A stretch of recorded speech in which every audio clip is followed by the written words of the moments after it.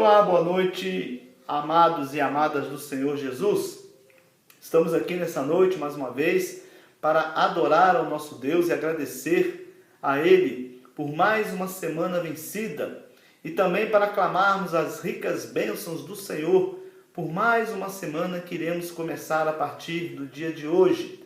Quero aqui deixar um grande abraço à primeira igreja de Senador Canedo, à congregação Vida, dizer aos amados e amadas irmãos que estamos com muitas saudades. Mas em breve toda esta tormenta vai passar. Lembrando sempre o que eu tenho dito sempre aqui no grupo da congregação, para que nós venhamos aproveitar esse momento para meditar naquilo que o Senhor quer para nós como comunhão de igreja. Amém, queridos? Nós hoje vamos meditar no Evangelho de Lucas, no capítulo de número 5, aonde nós iremos meditar do versículo de número 27 ao versículo de número 32. Evangelho de Lucas, capítulo 5, versículos de número 27 a 32, aonde diz assim a palavra do Senhor. Então, passado essas coisas, saindo viu um publicano chamado Levi, assentado na coleteria, e disse: segue-me. E ele se levantou e, deixando tudo, o seguiu. Então lhe ofereceu Levi um grande banquete em sua casa, e numerosos publicanos que estavam com ele estavam à mesa. Os fariseus e seus escribas murmuraram contra os discípulos de Jesus, perguntando: por que comeis e bebeis com publicanos e pecadores?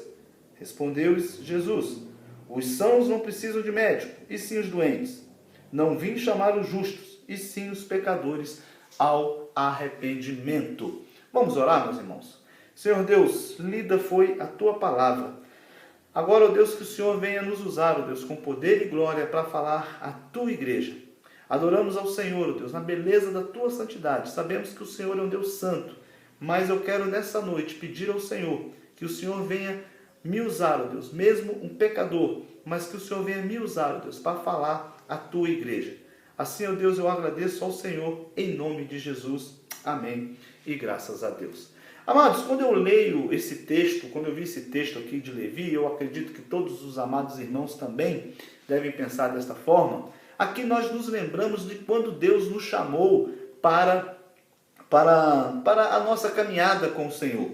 Eu me lembro muito bem quando Deus fez esse chamado ao meu coração, um chamado de estar participando da obra de Deus, e também logo depois, mais tarde, do chamado do Senhor para o ministério. Então, muitas vezes nós nos sentimos honrados por poder participar desta obra, nos sentimos honrados por sermos lembrados por Deus, que mesmo em meio a todo o nosso pecado, tudo aquilo que nós sabemos que não merecemos, mas o nosso Deus, mesmo assim, aprove a Ele olhar para cada um de nós. Então, amados, no texto que nós lemos hoje, nós vamos ver aqui algumas coisas bem curiosas. Uma delas que eu gostaria de comentar com os irmãos, que esse mesmo texto aqui narrado em Lucas, também é narrado em Marcos e em Mateus. Só que aqui nós vamos ver que no Evangelho de Lucas e no Evangelho de Marcos, os evangelistas vão apresentar o autor aqui que participa como Levi. E nós vamos ver que lá em Mateus, o próprio Mateus, o escritor desta palavra, o escritor da palavra de Deus, um dos evangelistas, ele se autodenomina como Mateus. Ele vai se apresentar como Mateus. Então, alguns estudiosos acreditam que, assim como Simão, trocou o seu nome, teve o seu nome trocado de Simão para Pedro, aqui também alguns estudiosos acreditam que Levi, ele também trocou o seu nome, ele também deixou o seu nome para trás e passou a ter uma nova identidade, assim que passou a ser discípulo de Jesus. No versículo de número 27, a gente vai ver aqui que o Senhor Jesus estava caminhando e ele passa por uma coleteria, por uma coletoria. Então ali era onde os homens ficavam para cobrar impostos, para cobrar pedágios. E essas coletorias, elas eram colocadas em pontes, em estradas, para cobrar ali esses pedágios de pessoas que passavam por ali. mas também eram colocados em lagoas, né, onde estava ali muito forte a indústria do peixe, e ali também era cobrado os impostos daqueles locais. Então, o texto aqui não fala muito bem em qual local que estava Mateus, mas ele estava em uma coletoria, aonde poderia ser numa ponte ou numa estrada ou perto de um lago, ali cobrando os impostos que Roma ali pedia para ser cobrado dos judeus. A gente vê no texto que há uma antipatia muito grande por esta coleta. E os judeus, principalmente, que faziam parte, que eram escolhidos para esse trabalho, eles eram muito mal vistos pela comunidade judaica, porque eles eram considerados traidores, eles eram considerados homens que traíam o povo de Deus com o povo gentílico. Então eles eram muito mal vistos nessa comunidade. E para piorar a situação, muitos deles, aqui também provavelmente Mateus deveria ser desta forma, eles eram desonestos, eles cobravam impostos além daquilo que Roma pedia. Então esses homens eram vistos com muito ódio pela sociedade judaica. Então assim, como na política, por exemplo, de hoje, aqueles homens, eles eram tentados a enriquecer ilicitamente. Aqueles homens eram tentados a tirar aquilo que não era deles, que não lhes pertenciam. E por isso, esses homens que eram os colhedores de impostos, eles eram excluídos da vida religiosa judaica. Eles não entravam na sinagoga, eles não participavam de nenhum acontecimento no templo. Eles eram totalmente excluídos.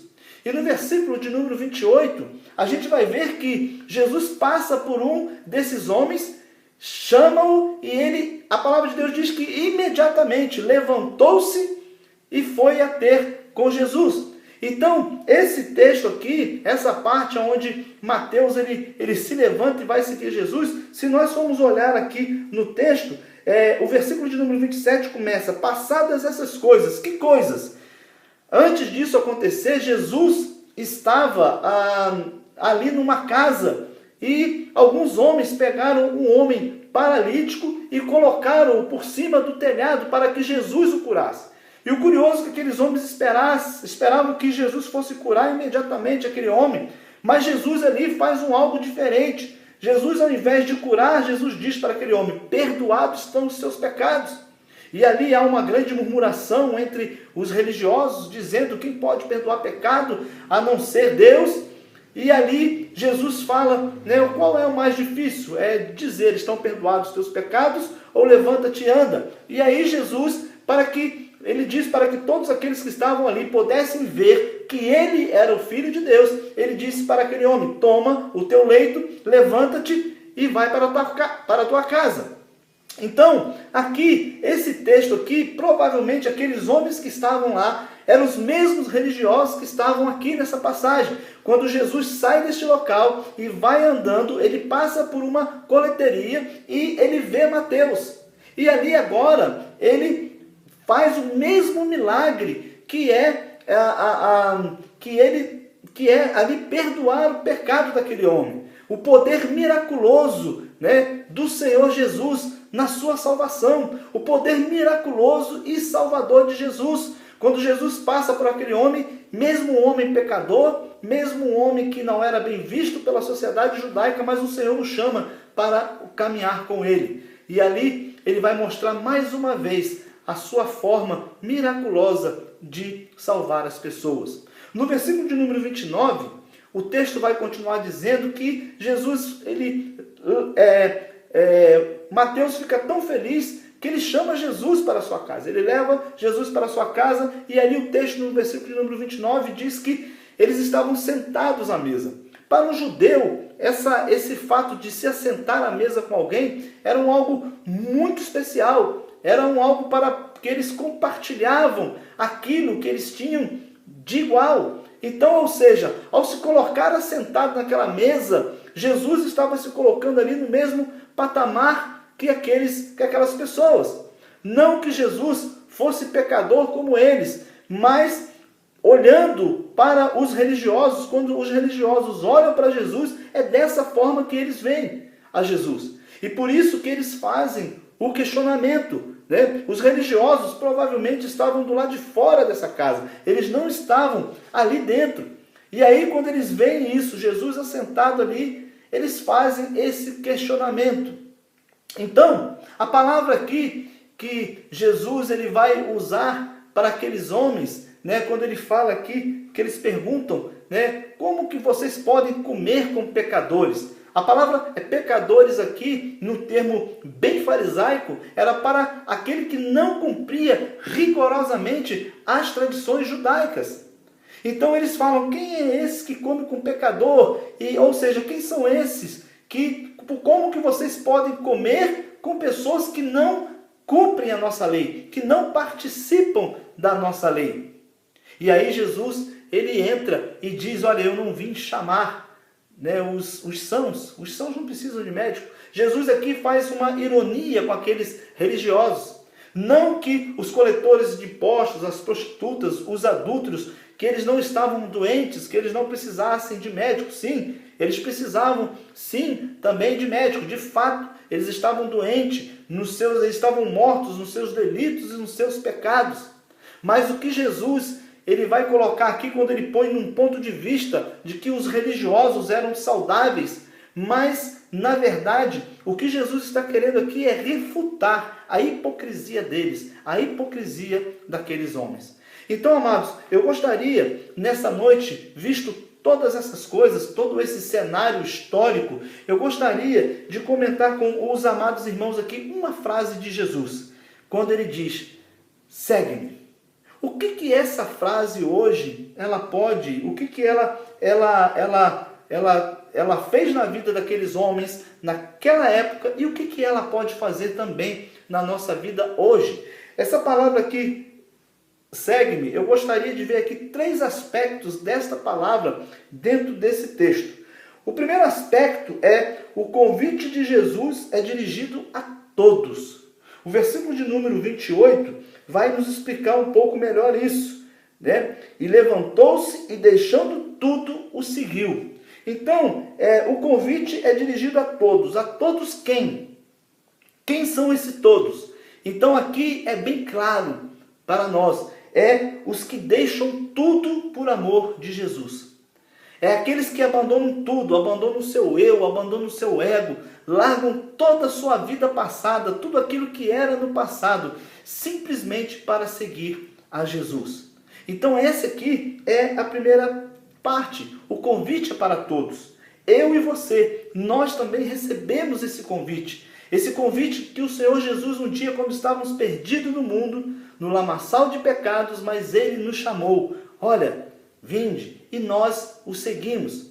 Mas aqui tem um porquê, o como que nós recebemos isso. O que nós temos abandonado, o que nós temos deixado por amor a Jesus. Nós abandonamos a nossa vida passada? Essa é a pergunta que fica em nossos corações. Quando recebemos o chamado de Jesus, nós largamos tudo. Aqui o texto diz que Mateus, deixando tudo para trás, levantou e foi seguir Jesus. Uma outra coisa que eu consigo ver ainda aqui é que são para todos os pecadores. O versículo de número 30 e o versículo de número 32 vai nos deixar isso bem claro. O versículo de número 30 diz, os fariseus e seus escribas murmuraram contra os discípulos de Jesus, perguntando, por que comeis e bebeis com publicanos e pecadores? E aí o versículo de número 32, eu não vim chamar os justos, e sim os pecadores ao arrependimento. Então, esse convite de Jesus é dirigido a todos os pecadores, né? Então são a todos nós. O Senhor Jesus deu a oportunidade para cada um de nós, eu e você, que estamos aí, para nos relacionarmos com Ele, para estarmos junto com Ele, pelo mérito dele próprio. E, por último aqui também, para os que são doentes, o versículo de número 31 é claro nisso. Jesus diz, olha, eu não vim para os que são sãos, eu vim para os que são doentes. E, na verdade, aqui Jesus veio chamar os doentes, Veio chamar aqueles que viviam uma vida de pecado, aqueles que viviam assim como Levi, uma vida desonesta, uma vida focada no dinheiro, uma vida focada nesse mundo, uma vida focada na prostituição, uma vida focada no adultério, uma vida focada em todas essas imundícies mundanas. O Senhor Jesus veio para chamar esses que estão doentes. E quantos de nós, quando recebemos o chamado do Senhor Jesus, não nos encontrávamos dessa forma? Não nos encontrávamos doentes, não nos encontrávamos perdidos. E aqui o Senhor Jesus está nos chamando. Então, o convite de Jesus é dirigido a todos. Ele é dirigido a todos aqueles que abandonam tudo por amor a Ele. É dirigido a todos os pecadores. E também é dirigido a todos aqueles que estão doentes, a todos aqueles que necessitam de receber a cura do Senhor Jesus. Então, amados e amadas do Senhor, qual é a cura que nós estamos precisando? Qual é a cura? Qual é aquilo que nós trouxemos de ranço da nossa vida passada? O vício que nós trouxemos da nossa vida passada e que precisamos deixar para trás. O segundo aspecto que eu vejo aqui desse texto é que o convidado convida o Senhor Jesus para a sua casa.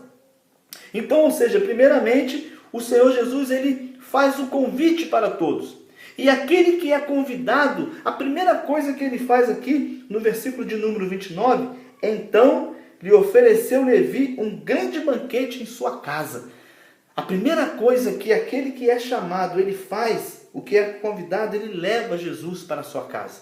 Amados e amados do Senhor, o fato de nós percebermos e podemos perceber que fomos chamados para o Senhor Jesus, é isso, é quando nós levamos o Senhor para a nossa casa. E hoje, Deus, através dessa pandemia, tem nos dado a oportunidade de levá-lo para a sua casa. Aqui foi a primeira coisa que Mateus fez. Mateus, quando recebe o chamado, Mateus ele fica tão feliz que ele leva o Senhor Jesus para a sua casa. Mas ele não para por aí não. Olha o que acontece. O convidado, ele convida outras pessoas. Olha aqui o texto quando ele continua. E numerosos publicanos e outros estavam com ele à mesa. Ou seja, Mateus estava tão alegre, ele estava tão feliz por esse chamado, que ele quis repartir isso com outras pessoas. Então, meus amados, aqueles que realmente recebem um chamado do Senhor, a alegria no nosso coração, ela é tão grande, ela é tão constante que nós não conseguimos guardar isso só para nós. A gente vê aqui que Mateus ele passou e foi chamando as pessoas para a sua casa para contemplar com a sua alegria de receber a Jesus.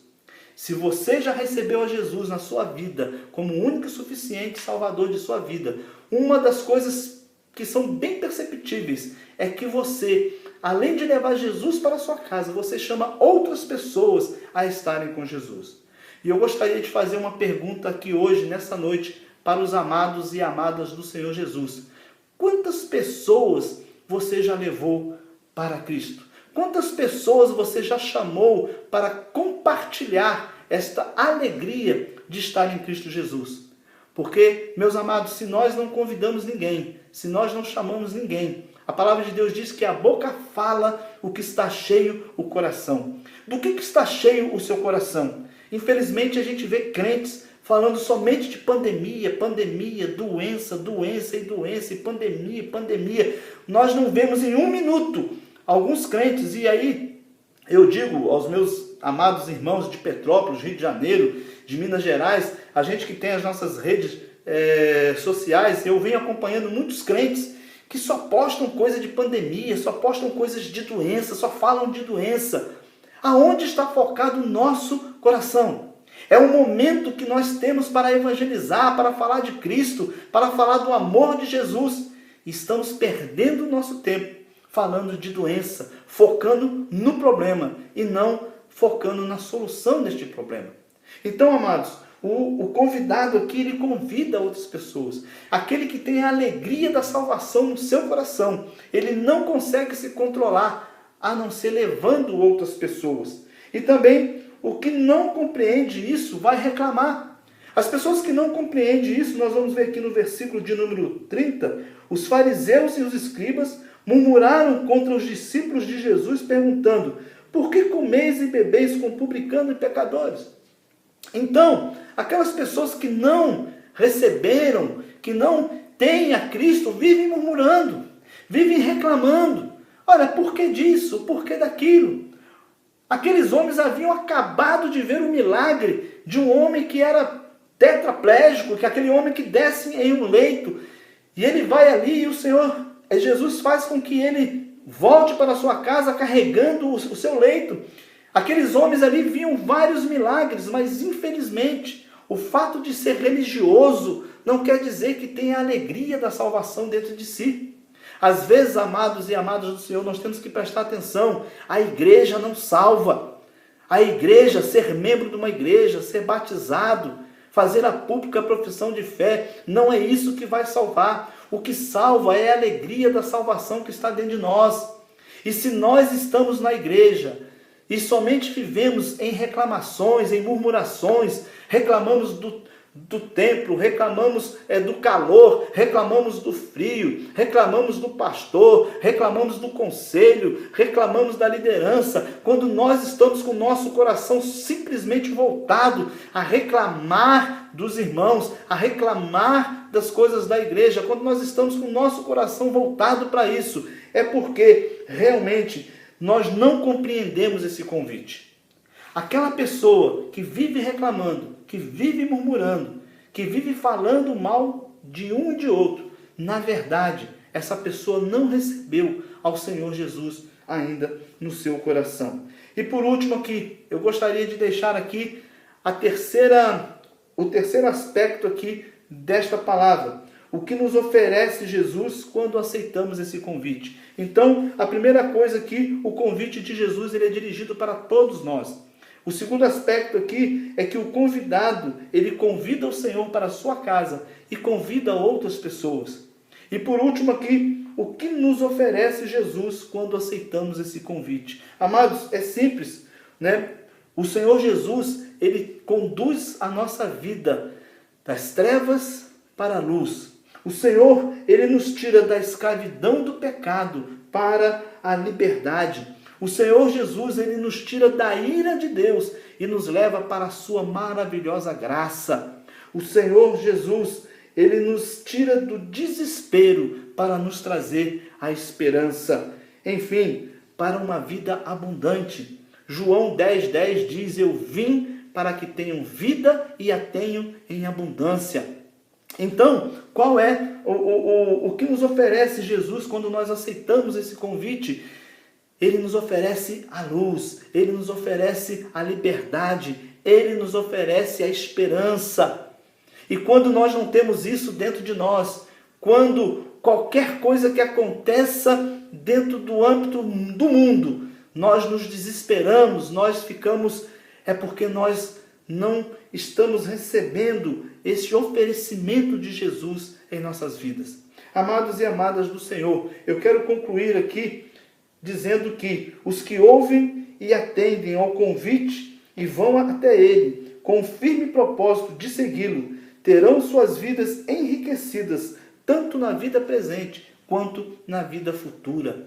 É isso que o Senhor Jesus nos oferece quando o chamado, assim como Mateus, o Senhor Jesus passou e disse: segue-me. Imediatamente ele levantou e seguiu. O Senhor Jesus não somente o abençoou na vida presente, porque ele foi um escritor da palavra do Senhor. Ele teve a honra de poder escrever um dos evangelhos e ficar marcado na história por toda a eternidade, por toda a vida.